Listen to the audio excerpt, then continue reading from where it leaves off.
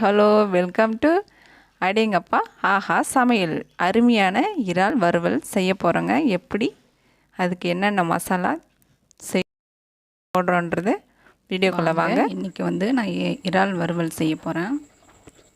அதுக்கு வந்து 1/2 கிலோ இறால் வந்து வாங்கி வச்சுருக்கேன்.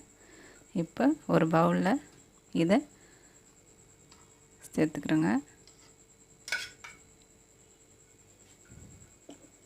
இப்போ இறாலுக்கு தேவையான மசாலா வந்து சேர்த்துக்கலாம். அதுக்கு தேவையானது இப்போ என்னென்னு பார்த்தீங்கன்னா, ஃபஸ்ட்டு வந்து 1 டீஸ்பூன் மிளகாய் பொடி,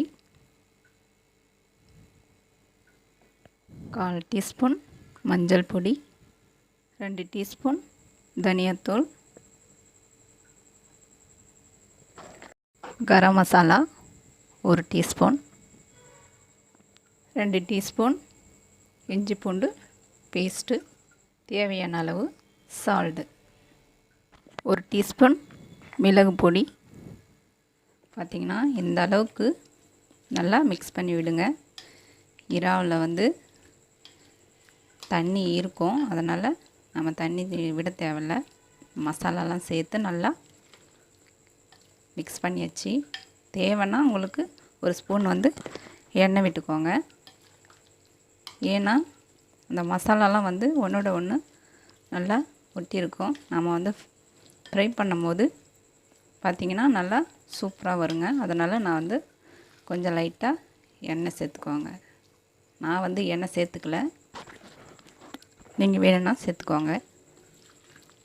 ஒரு 10 நிமிஷம் இப்போ ஊற வச்சிடலாம். அதுக்கப்புறம் நம்ம ஃப்ரை பண்ணுறதை பார்க்கலாம். கேஸ் ஆன் பண்ணிக்கிறேங்க.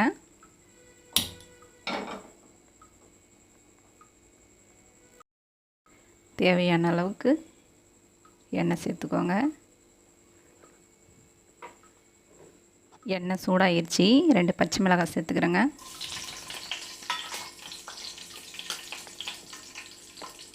பொடியாக நறுக்கிய 2 வெங்காயம்,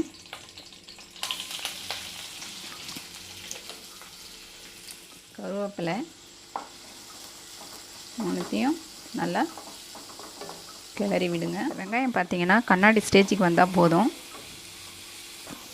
இந்த அளவுக்கு நம்ம வதக்கி எடுக்கலாம். இந்த அளவுக்கு வதங்கினா போதுங்க. இப்போ அடுத்து நான் வந்து ஒரு 10 நிமிஷம் வந்து நல்லா மசாலாவை போட்டு ஊற வச்சுருக்கேன். இறால் எடுத்து இப்போ சேர்த்துக்கலாம்.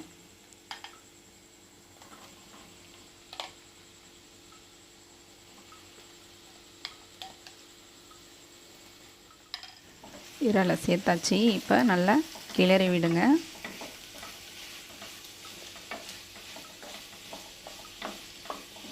பாருங்கள், இறால் வந்து நல்லா சுருங்கி வருது. நல்லா கிளறி விட்டுக்கிட்டே இருங்க.